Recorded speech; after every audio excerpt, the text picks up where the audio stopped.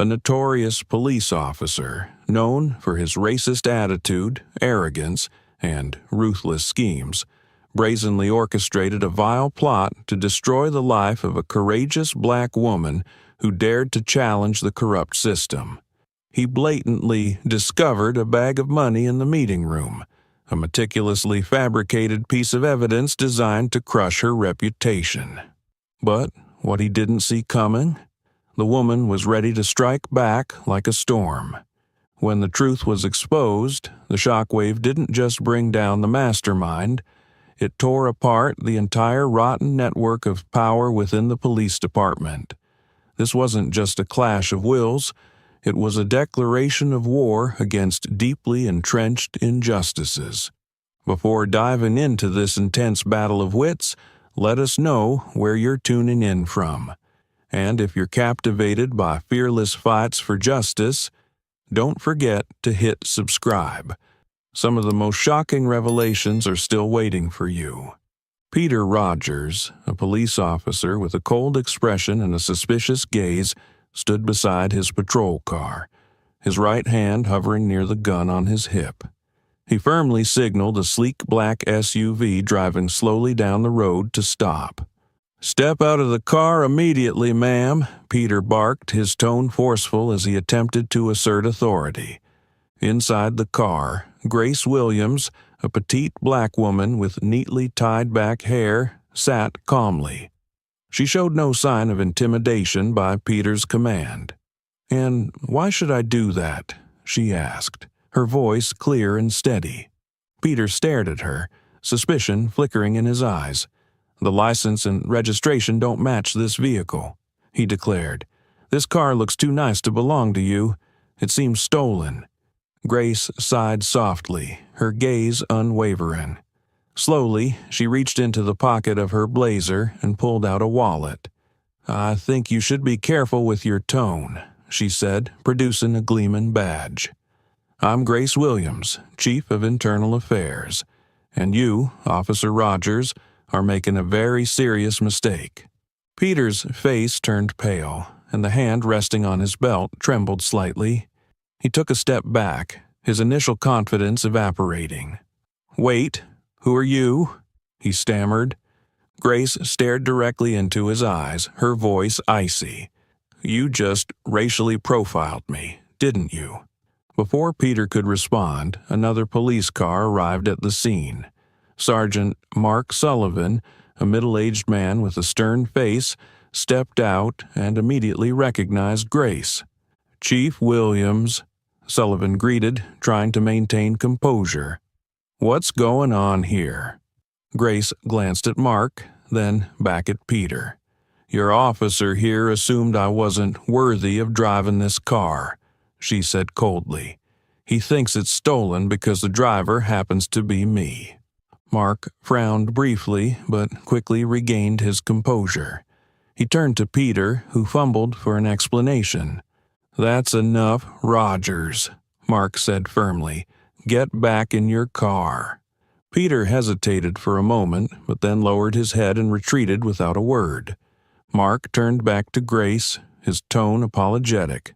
"I'm sorry about this, Chief Williams. I'll handle this matter immediately."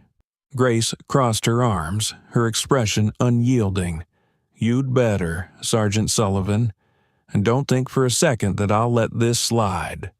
With that, Grace got back into her car and drove away, leaving Mark standing there with a heavy sigh. She knew this incident was only the tip of a much larger iceberg. Within her, a fire of determination had been ignited. Returning to her office after the confrontation with Peter Rogers, Grace couldn't shake the discomfort lingering in her mind. The Internal Affairs badge on her desk reflected the light from the desk lamp, a constant reminder of the weight of her responsibilities.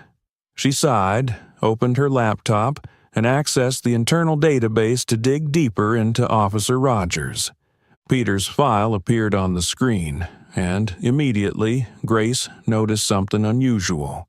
Under the disciplinary actions and complaints sections, there was a pattern of reports marked as insufficient evidence or handled internally. Grace scrolled through the documents. The complaints spanned several years. A black man reported being assaulted by Peter during a traffic stop for no apparent reason. A Latina woman accused Peter of threatening her with force when she protested against a warrantless home search. A black teenager was arrested for resisting arrest without any evidence beyond Peter's testimony. What stunned Grace the most was that all these complaints had been dismissed, with none leading to actual disciplinary action. She noticed a troubling pattern. Mark Sullivan's name appeared in most of these reports as the lead investigator. Grace frowned. Mark Sullivan, who had just tried to cool down the incident with Peter earlier, seemed to play a central role in shielding Peter from accountability. Grace called Sophia Martinez, her most trusted colleague in the Internal Affairs Investigation Unit. Sophia was a young investigator with sharp intelligence and a clear sense of determination. But deep in her eyes, Grace sensed there was another story, a pain she never spoke of. "Sophia, I need you to pull the internal records on Mark Sullivan," Grace said over the phone. Sophia was silent for a few seconds before replying. "You know I hate this, right? People like Mark are the reason my family was ruined." Grace was taken aback. "What do you mean?" "My father used to be an officer," Sophia said, her voice cold. "He was forced to take the fall for a corruption case he had nothing to do with. And the person behind it all? It was the very network you're investigating." Grace paused, hearing the anger in Sophia's voice. "I understand. We won't let this happen again." She continued digging through the reports and found several internal emails stored in the system. One email stood out. From Mark Sullivan to Internal Affairs Department. Subject: Complaint Dismissal Content. "The matter has been resolved. No further investigation is necessary. Rogers is a trustworthy officer, and there's no need to prolong this case." Grace clenched her fist. "Trustworthy," she repeated in her mind, as though the word itself was mocking her. It was clear this wasn't an isolated incident. Peter wasn't just a rogue officer. He was a symptom of a larger system of cover-ups, with Mark Sullivan at its core. Digging further, Grace came across another complaint from 3 years ago, this time involving a violent arrest by Peter.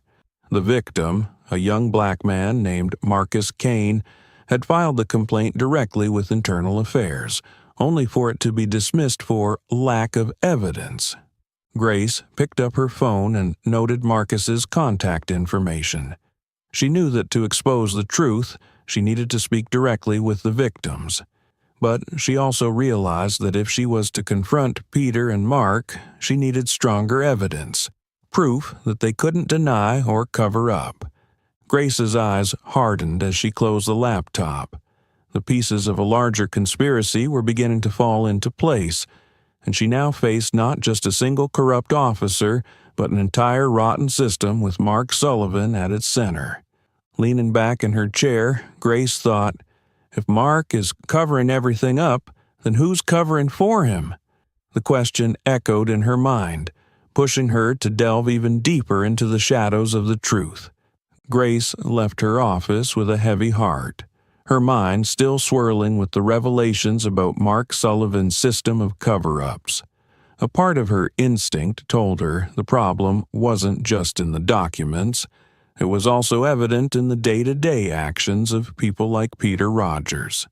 Driving slowly through a busy neighborhood, she accidentally picked up police radio chatter. A coarse voice came through, so familiar that Grace recognized it immediately. Peter Rogers. "There's a group of teens loitering at Cityside Park. Reported disturbance." "I'll handle it," Peter said, his tone dripping with self-satisfaction. Grace frowned and immediately changed course. Cityside wasn't far, just a few minutes away. When she arrived at the park, The scene before her filled her with anger. Peter was standing face to face with a group of teenagers, all of whom were black or Latino. He stood menacingly, one hand resting on his hip near his gun, the other pointing accusatorily. "What are you kids doing here?" Peter shouted, causing the teens, clearly high school students, to step back in fear. One of them, a tall boy in a red hoodie, tried to stay calm. "We're just playing basketball. We're not doing anything wrong." "What about that speaker over there?" Peter pointed to a small speaker nearby. "Blasting music and disturbing the peace. You're harassing people." "No one's complained," the boy protested. Peter took another step forward, raising his voice. "Don't talk back. Do you want me to arrest you for obstructing an officer?" "Peter, stop this right now." Grace's voice rang out, firm yet calm. Peter whipped around, his face paling as he saw Grace approaching. "What are you doing here?" he snapped. "The question is, what are you doing?" Grace retorted, stopping in front of Peter. "Another group of kids of color? Another baseless accusation?" "This isn't your business," Peter said, attempting to maintain authority. "I'm just handling a disturbance." Grace raised an eyebrow and pulled out her badge. "Since when is playing basketball a crime? I see a group of kids having fun, and I don't see anyone complaining except you." Peter gestured toward the boy in the red hoodie. That one was blasting music and being disrespectful. Grace turned to the teens. "What's your name?" she asked gently. "Marcus," the boy replied, his eyes darting between fear and confusion. "Marcus. Did you do anything wrong?" Grace asked. Marcus shook his head. "We were just playing basketball. He came over and started yelling." Grace looked at the others. "Is that true?" They all nodded, speaking in unison. "Yes." "Well, Peter?" Grace asked, her voice sharp. "Any witnesses? Any complaints?"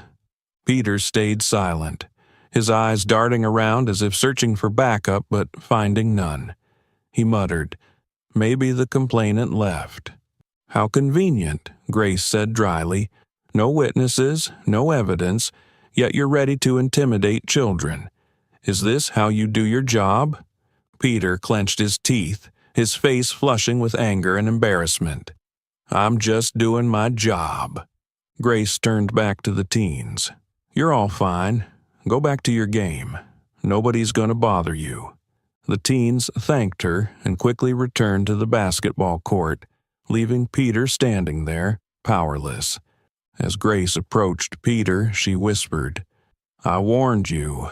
You're not just being investigated, you're digging your own grave." Peter glared at her, his expression dark. "You'll regret this, Grace." Grace held his gaze. "Try me. I'm ready." She turned and walked away, leaving Peter standing there, his fists clenched.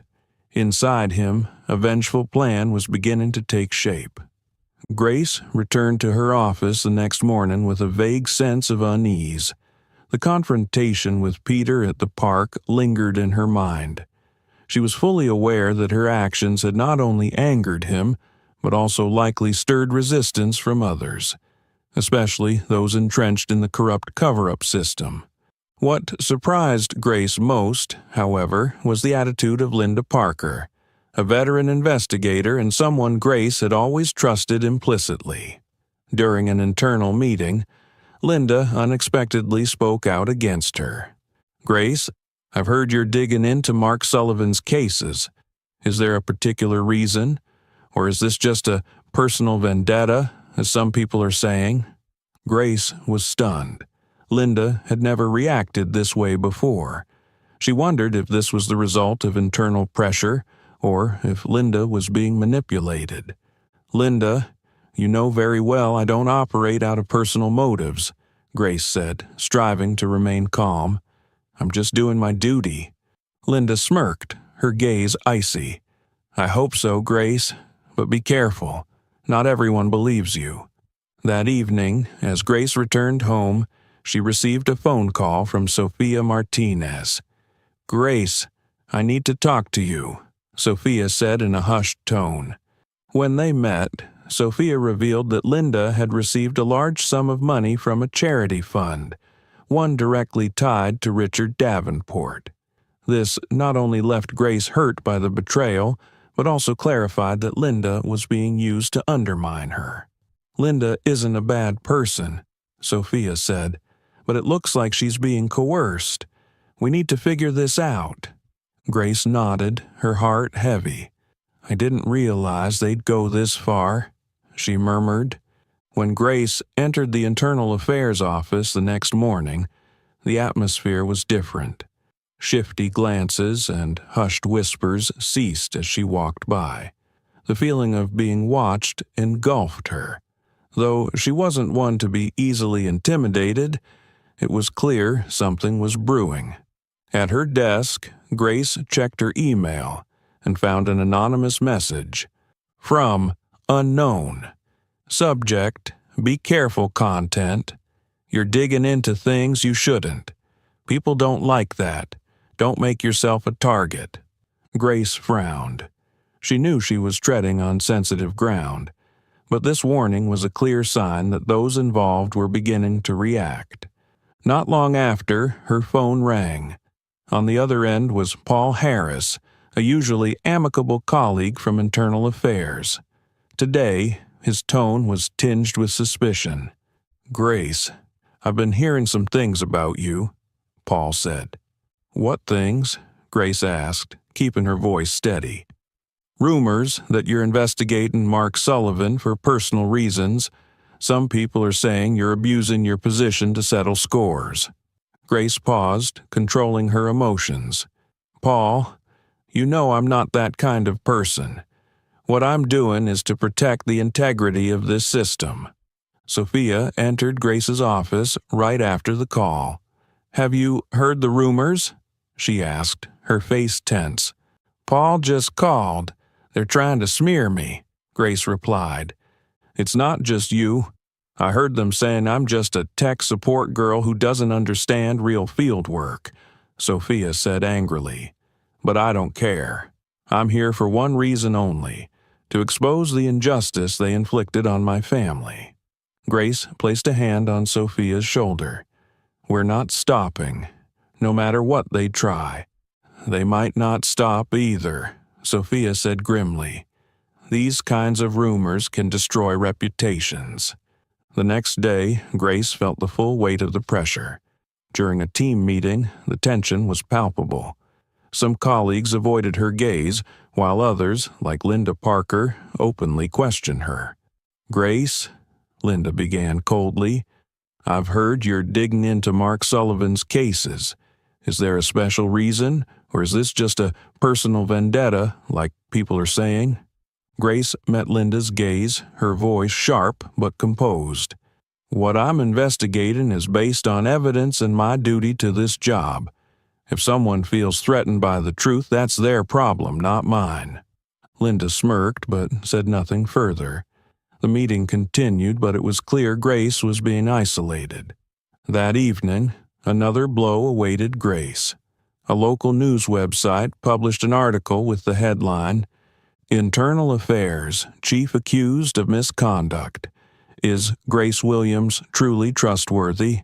The article, written anonymously, was filled with baseless allegations.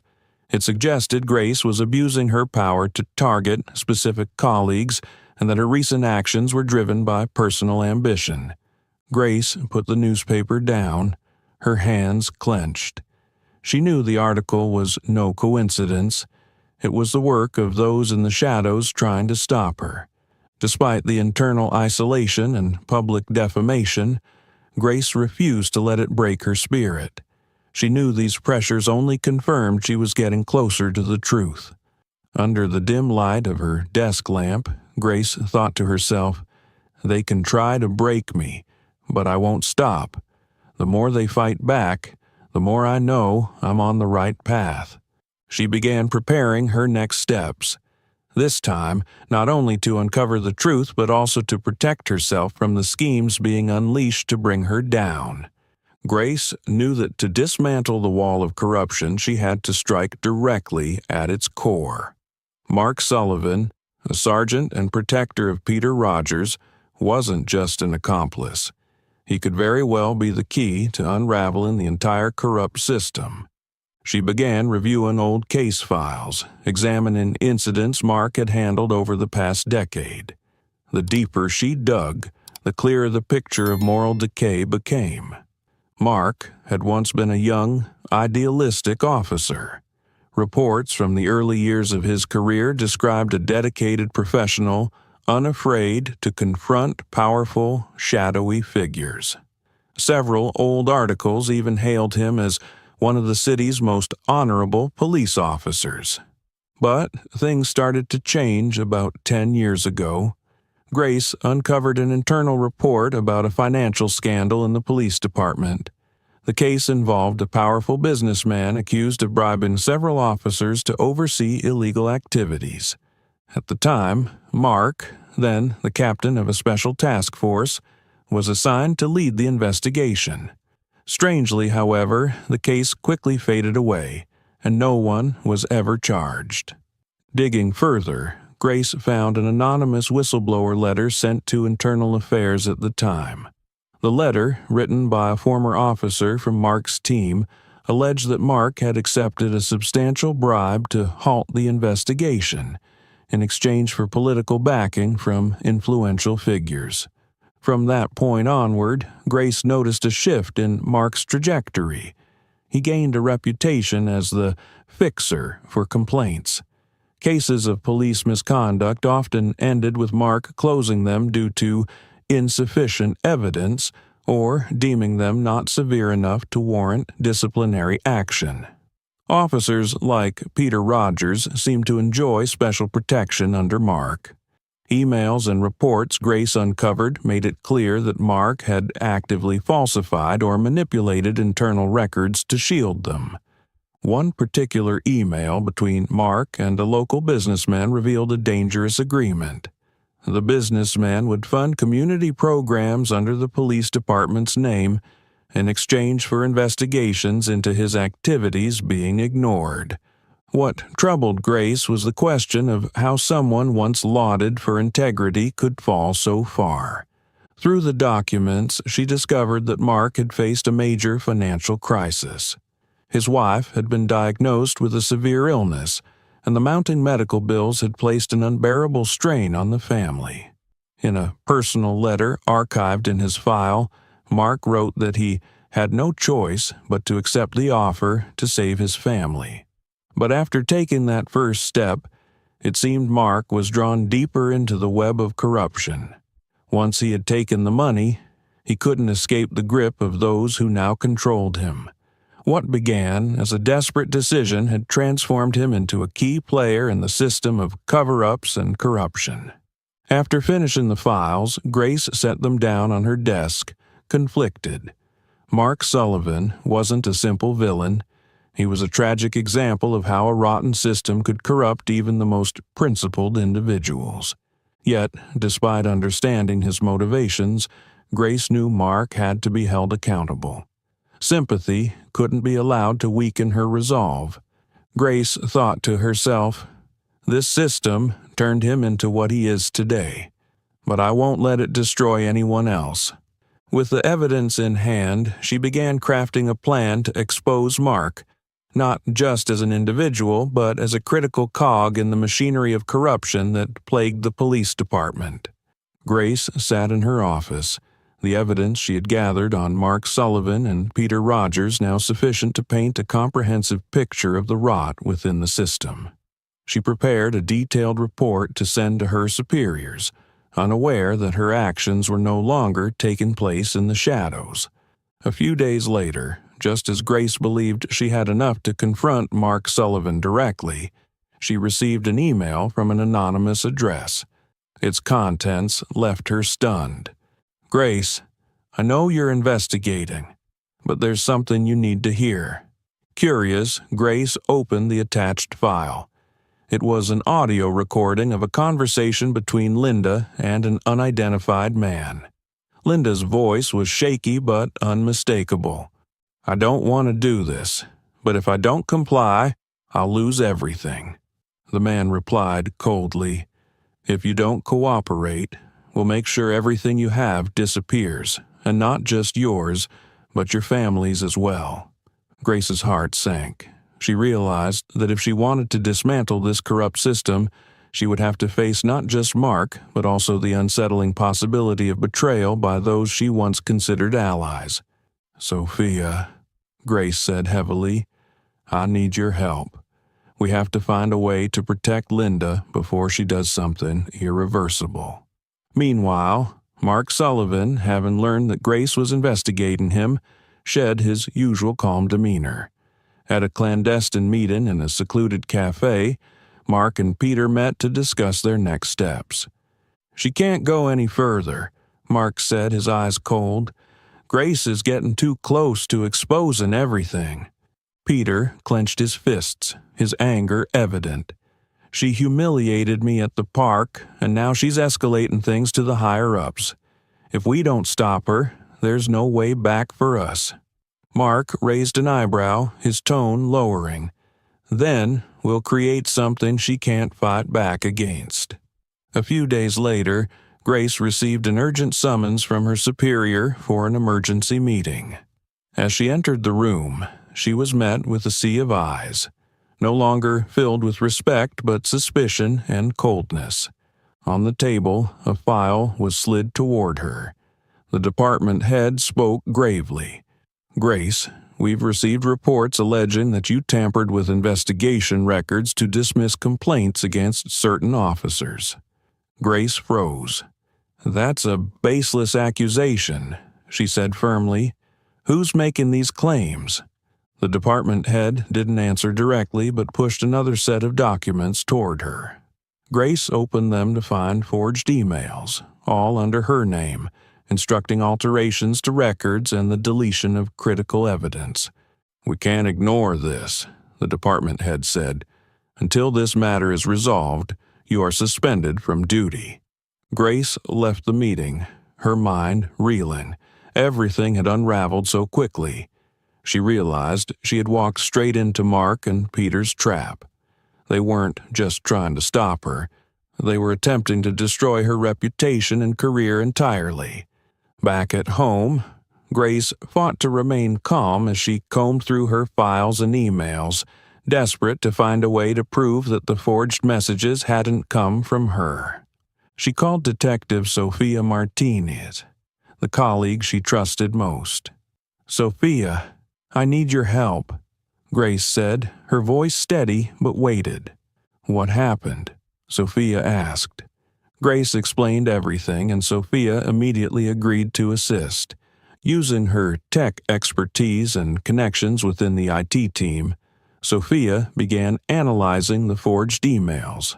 After hours of work, she uncovered that the emails had been sent from an IP address outside the police department, one traced to the very cafe where Mark and Peter frequently met. "They got too cocky," Sophia said. "They didn't think we'd be able to trace this." Grace allowed herself a faint smile. "We'll use their arrogance to bring them down." In a confidential meeting with the department head, Grace and Sophia presented the new evidence. Sophia projected details of the IP address and timestamps for the forged emails. The evidence conclusively implicated Mark and Peter in framing Grace. After carefully reviewing the findings, the department head's expression shifted from skepticism to anger. "I won't let this be buried," he said. "Mark Sullivan and Peter Rogers will face formal charges." Reinstated to her position, Grace wasted no time. She knew this was only the beginning. Mark and Peter still held influence, and if she didn't act swiftly, they would find another way to escape accountability. "Now, they know I won't go down easily," Grace told Sophia, "but that also makes them more dangerous. We have to stay ahead." With Sophia and her loyal allies by her side, Grace prepared to push forward, this time with an unwavering resolve, not just to clear her name, but to bring the entire truth into the light. Grace returned to her office after the important meeting where she had exposed Mark and Peter's scheme. Although she had been vindicated, she knew that this victory was only temporary. People like Mark didn't relinquish power easily, and she had pushed them into a corner. That evening, as she left the station, she noticed a piece of paper discreetly stuck to her windshield. The scrawled message was simple, yet chilling. "We warned you." Grace clenched the note tightly, her gaze sharp. She scanned the parking lot, but saw no one. The unease lingered, but she refused to let it dominate her. At home, as she prepared a simple dinner, her phone buzzed. A text from an unknown number flashed on the screen. "If you don't stop, someone you love will pay the price." Her heart clenched. The threats were no longer vague. They had become personal. She immediately called her younger brother, Nathan, a doctor working at a local hospital. "Nathan, are you okay?" she asked, trying to keep her voice steady. "I'm fine, sis," Nathan replied, though he sounded surprised. "Why? What's wrong?" Grace didn't want to alarm him. "Nothing. I just wanted to make sure everything's all right. Take care of yourself, okay?" Nathan chuckled softly over the phone. "Don't worry, sis. I'm good." 2 days later, Grace received an urgent call from the hospital where Nathan worked. The voice on the other end, a doctor's, was shaky. "Ms. Williams, Nathan was attacked tonight. We've rushed him to the emergency room." Grace felt her blood run cold. She drove to the hospital in a blur, her mind racing with questions. Who, why, and what had they done? When she arrived, she found Nathan lying on a hospital bed, his right arm heavily bandaged. His face bore signs of pain, though he tried to reassure her. "I'm okay, sis," Nathan said weakly. "A masked guy attacked me when I was leaving the hospital. He didn't take anything, just beat me up and told me you should know your place." Grace sat by Nathan's side, holding his hand tightly. A storm of guilt and anger swirled within her. Nathan had been dragged into a fight he had no part in, all because she was trying to do the right thing. "I won't let them hurt you again," Grace said, her voice low but resolute. Nathan looked at her with worried eyes. "Sis, if this is too dangerous, maybe you should stop." Grace shook her head, her gaze steely. "Stopping isn't an option, Nathan. If I back down, they'll keep hurting others. I won't let them win." Back home, Grace called Sophia and recounted what had happened. Sophia was just as furious. "They're playing dirty, Grace, but this only proves we're hitting the right targets." "They're scared," Sophia said. Grace nodded. "And their fear will make them reckless. We need to move quickly. The more desperate they are, the more mistakes they'll make." Yet that night, lying in bed, Grace couldn't stop thinking about Nathan. She knew she couldn't let emotions cloud her judgment, but the fear for her loved one's safety loomed large. She stared at the ceiling, a silent vow forming in the dark. "If they want to fight, I'll give them one. Not just for Nathan, but for everyone they've hurt." With renewed determination, Grace began preparing her next move. This time, not just to defend the truth, but to protect her family as well. The morning after Nathan was attacked, Grace and Sophia met at a small cafe they frequented to discuss work away from prying ears. Grace's eyes betrayed her exhaustion, but her resolve remained unshaken. "We're running out of time," Grace said in a low voice. "Mark and Peter are escalating their attacks, but that also means they're losing control. This is the moment we need to strike a decisive blow."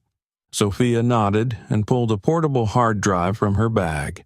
"I think I found what we need." I accessed the police department server and uncovered a string of very interesting emails. Sophia opened her laptop and began her presentation. On the screen appeared a series of emails between Mark Sullivan and a high-ranking government official named Richard Davenport, who had close ties to the police department. "Look at this." Sophia pointed to an email with the subject line, "Instructions for Handling Complaints." Its contents were shockingly explicit. From Richard Davenport to Mark Sullivan. Content: ensure Rogers' complaints and those of others are closed. Edit the records if necessary to prevent them from being used as evidence in the future. If needed, adjust timelines or delete related documents entirely. We cannot let a minor incident jeopardize the entire system. Grace read the words, her anger rising. They're not just covering for Peter. This is an entire network, meticulously organized. Exactly, Sophia agreed. These emails go beyond Mark. Richard Davenport is orchestrating things from the top, and he might be involved in more cases than we realize. Sophia continued presenting other emails, revealing how the system operated. Record tampering. Sensitive cases were assigned to Mark with detailed instructions on how to alter or eliminate documents. Internal cover-ups. Officers like Peter were often shielded through fabricated stories designed to obscure their misconduct. Bribery. Witnesses were either threatened or bribed into withdrawing. Complaints. And what about this? Sophia pointed to another email. Richard even discusses reallocating budgets with Mark to ensure that charity funds are used as a cover for their operations. Grace shook her head, horrified. They're not just harming victims. They're exploiting public resources to fortify their power. This isn't just corruption. This is organized crime. After analyzing the documents, Grace turned to Sophia, her eyes alight with renewed determination. We need a plan to expose everything we've uncovered, but we have to be cautious. If we act recklessly, they'll find a way to turn it against us. Sophia nodded. I'll keep digging for more evidence, especially financial transactions linked to Richard. You should secure external support to back us up. Grace agreed. She knew that dismantling a corrupt network of this scale would require patience and precise coordination. Meanwhile, in a secluded office, Mark Sullivan and Richard Davenport were engaged in a tense conversation. Grace Williams is going further than we anticipated, Mark said, his tone strained. If she makes those emails public, we're not just looking at losing our jobs, we're looking at prison. Richard Davenport crossed his arms, his eyes cold. Don't panic. We've handled worse situations. If she wants to play recklessly, we'll take her out of the game for good. Mark looked at Richard, understanding the gravity of their situation. But they still had power and connections, and they were willing to use everything at their disposal to protect themselves. That evening, Grace stood by her window, looking out at the city lights. She knew she was up against a vast and dangerous network of power, but she also understood that exposing this system was a responsibility she couldn't ignore. If they want to fight, Grace murmured to herself, I'll be the last one standing. With the evidence mounting, Grace and Sophia began planning their decisive move. A battle to bring every secret into the light, no matter the risks they would face. Grace entered the large meeting room at the police department, an air of tense silence filling the space. She knew every eye was on her, some curious, some skeptical, and most anxious. This wasn't just a routine meeting, it was the moment to reveal everything she had uncovered. Mark Sullivan sat in a corner, his expression cold and seemingly more confident than ever. Beside him were his familiar allies, including Peter Rogers, whom Grace knew was eagerly awaiting a chance to retaliate. The police chief, presiding over the meeting, gestured for Grace to begin. She stepped forward, standing tall as her gaze swept across the room. Sophia sat in the corner, carefully observing every move. She wasn't the one presenting, but her presence alone was enough to unsettle Mark Sullivan. Sophia had personally gathered much of the evidence Grace was about to present, a culmination of sleepless nights and unwavering determination. When Grace projected the first email onto the screen, Sophia stood and walked toward the table. "And here's the proof of the source of the fabricated documents," she said, plugging another USB drive into the projector. "We traced the IP address from these emails and found a direct link to Mark Sullivan's personal computer." All eyes turned to Sophia. For the first time, she was no longer just the tech support girl. She stood shoulder to shoulder with Grace, fighting for justice in her way. "Thank you all for being here," Sophia said, her voice low but commanding. "Today, we present evidence of a deeply rooted corruption network within this police department, a network that has not only tarnished our reputation, but has directly harmed the communities we vowed to protect."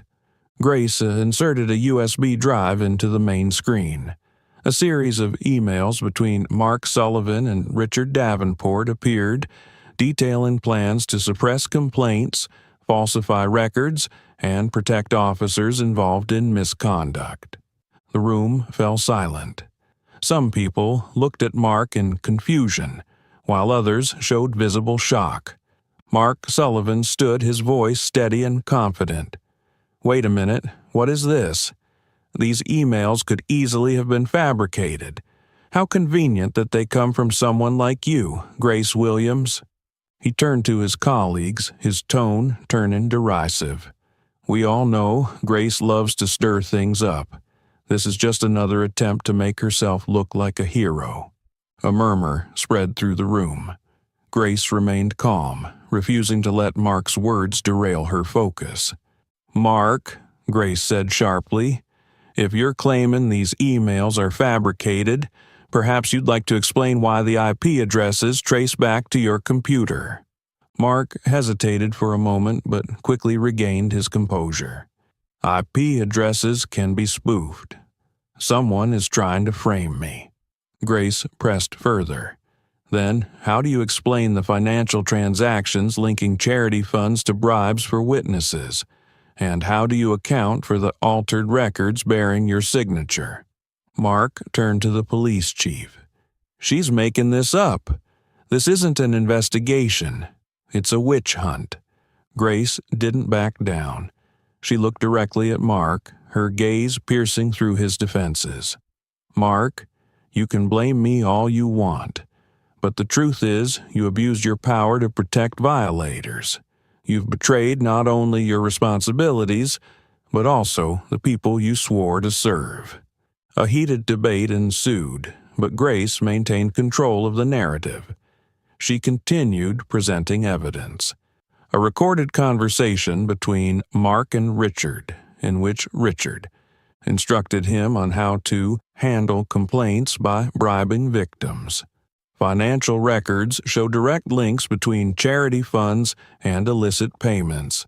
Testimony from a former officer who confirmed that Mark routinely ordered document tampering. The room sank into silence as the evidence piled up. Even Mark's staunchest supporters couldn't deny the overwhelming truth. Mark, visibly shaken, finally slumped into his chair, his face pale. I was just following orders," he stammered, his voice cracking with panic. Grace stepped closer, her voice firm. "Mark, you weren't just following orders. You were an integral part of this system, and today, everyone sees the truth." The police chief stood, his voice heavy. "Mark Sullivan, as of this moment, you are suspended and will face a formal investigation." As Grace left the room, she knew this was only the first step. Exposing Mark was a victory, but the corruption network was far more extensive.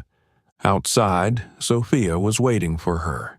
"We won this battle, but the war is far from over," Sophia said. Grace nodded, her gaze distant. "We'll see it through to the end, Sophia. They think they can hide, but the truth always finds a way to come to light." With renewed determination, Grace moved forward, ready for the challenges ahead. Mark Sullivan left the meeting with a simmer in anger. He knew he had been exposed, but that didn't mean he would stand idly by. Alongside Peter Rogers, who was still plotting revenge against Grace after repeated failures, Mark began devising one final move, a strike they believed would utterly destroy Grace. In a secret meeting, Mark and Peter sat in a dimly lit room, the only illumination coming from an old desk lamp. Mark, his face tense, looked at Peter. "We have no way out. Grace has gone too far," Mark said, his voice cold. Peter nodded. "Then we make her pay. An arrest, a bit of fabricated evidence. That's all it takes. She won't be able to defend herself in the public eye." Mark laid out the plan. They would stage a phony sting operation, accusing Grace of accepting a bribe from a witness in the investigation against Mark. Forged documents, combined with coerced testimony from a witness, would ensure she couldn't defend herself. "We'll pick the perfect moment, when she can't respond in time," Mark said, a sinister glint in his eyes. A few days later, Grace received a call from someone claiming to be a witness in Mark's case. The caller asked to meet her in private at an isolated location to share critical information. Despite sensing something was off, Grace decided to go. "If there's a chance to gather more evidence, I can't ignore it," she told Sophia before leaving. Sophia couldn't hide her concern. "Be careful. I'll be monitoring from a distance, just in case." Grace arrived at an abandoned warehouse on the outskirts of the city, the designated meeting place. As she stepped inside, she felt a palpable tension in the air. A man emerged from the shadows, his face anxious, but his eyes betraying fear. "I don't have much time," he said. "They're forcing me to lie about you." Before Grace could ask more, the sound of police sirens pierced the air. Moments later, Peter Rogers and a team of officers burst in, surrounding her. Peter wore a triumphant smirk.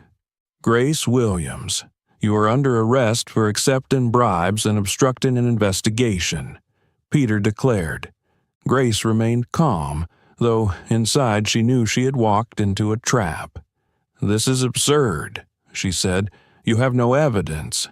Peter gestured to a bag conveniently placed on the table. "We received a tip-off that this is the money you accepted to alter evidence." Just as the situation seemed hopeless, Sophia arrived. She wasn't alone. She had brought an IT specialist from the department who had been covertly tracking Peter and Mark's activities for days. "Cut the theatrics, Peter," Sophia said, stepping into the room with confidence. "We've been watching your every move." The technician opened a laptop and projected a video onto the wall. The footage clearly showed Peter and Mark discussing their plan in Mark's office. The clarity of the recording left no room for denial. "This is proof of your orchestration of this setup," Sophia said. "You not only tried to frame Grace, but also abused your power to fabricate evidence." Peter stepped back, his face pale. Mark, who had arrived on the scene to supervise, stood frozen as his entire scheme unraveled before his eyes. The police chief, whom Sophia had secretly alerted beforehand, entered moments later. He looked at Peter and Mark, his voice firm and authoritative. "Mark Sullivan, Peter Rogers, you are under arrest for conspiracy and evidence tampering." Peter, defeated, bowed his head and allowed himself to be handcuffed. Mark, despite his attempts to defend himself, couldn't escape the undeniable evidence. When it was over, Grace turned to Sophia, her eyes filled with gratitude. Thank you, Sophia. I don't know what would have happened without you. Sophia smiled. We still have a long road ahead, but at least we've won this battle. With Mark and Peter now in custody, Grace knew she had overcome a major obstacle. Yet she also understood that the corruption network had many more branches that needed uprooting. We've started something, Grace said firmly, and I won't stop until the whole truth is revealed. When Mark Sullivan and Peter Rogers were taken into custody, Grace knew it was just the beginning. They were merely two links in a vast network of corruption that extended to the upper echelons of the police department and city government. She needed a final blow, an act that could shake the very foundations of the system they had built. The next morning, Grace walked into the office of Police Chief Ethan Caldwell, carrying a thick file. Caldwell, a middle-aged man with a commanding presence but worry etched into his features, regarded her with caution. "Williams, I hope you have a compelling reason for requesting this urgent meeting," he said in a measured tone. Grace placed the file on his desk, her voice firm. "I have evidence that this corruption network doesn't stop with Mark Sullivan and Peter Rogers. It reaches high-ranking officials including Richard Davenport, who has directly orchestrated cover-ups." Caldwell frowned, his gaze scanning the documents before him. Grace continued. "Here are emails, recordings, and financial evidence showing the coordination between Sullivan, Davenport, and several officials to alter records, bribe witnesses, and misuse public funds to cover up crimes.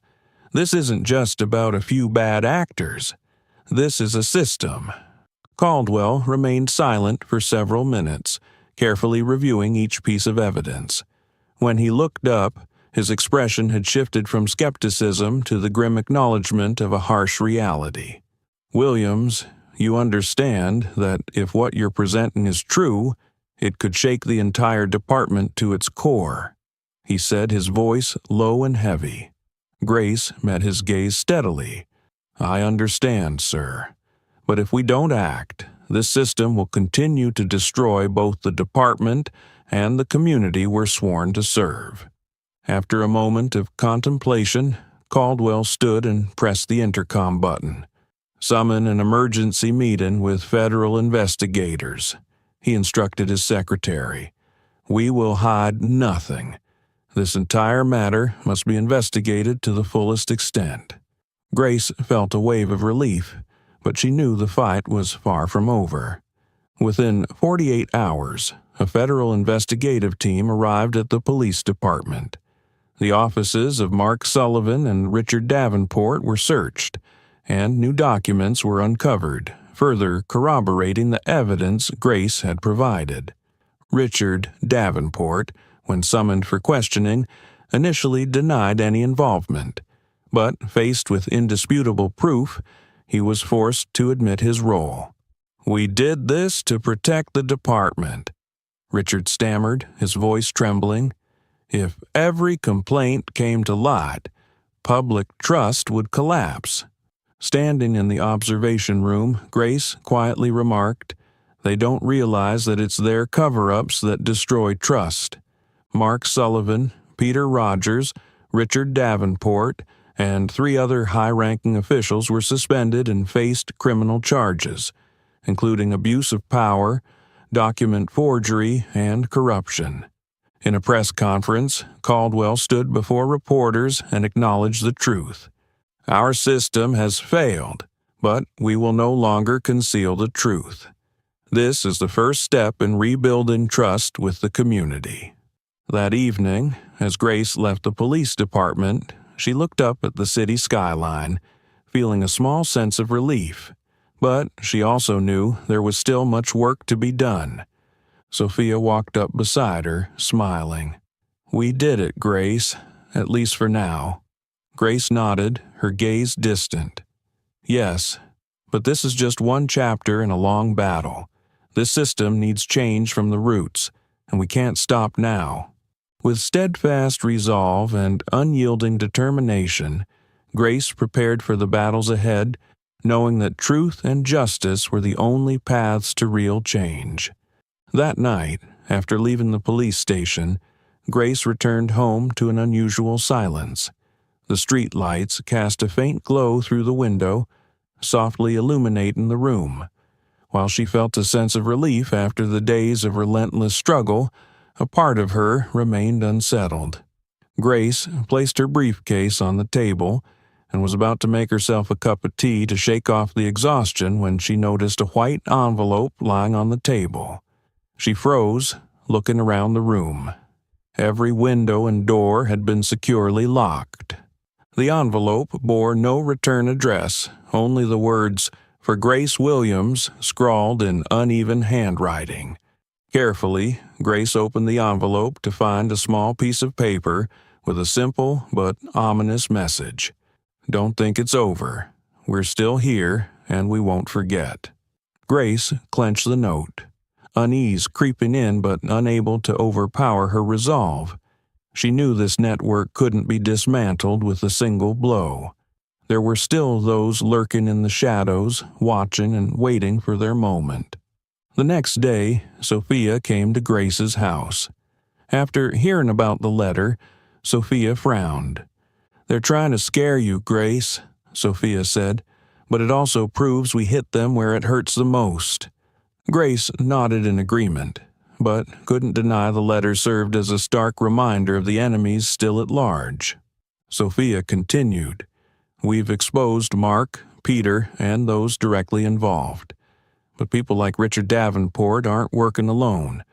There are likely others higher up the chain, and we need to find them." Grace looked at Sophia, recognizing the unshakable determination in her colleague's eyes.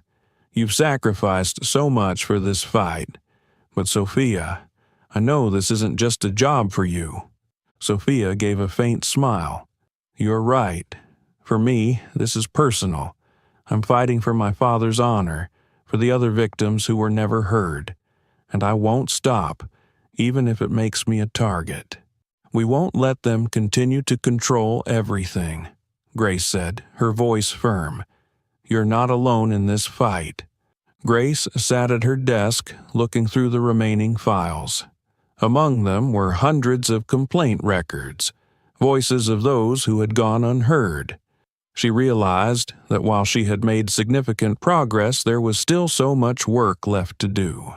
Turning to Sophia, Grace's eyes reflected her resolve. This fight isn't just against a few individuals, it's against a system deeply rooted in our society. If we stop now, everything will go back to the way it was. That evening, Grace drafted a letter to her team. In it, she not only thanked them for their support during the investigation, but also emphasized that their work was far from over. "We've proven that truth can prevail, but this isn't the final victory. There are still so many enduring injustices, and we must continue fighting for them.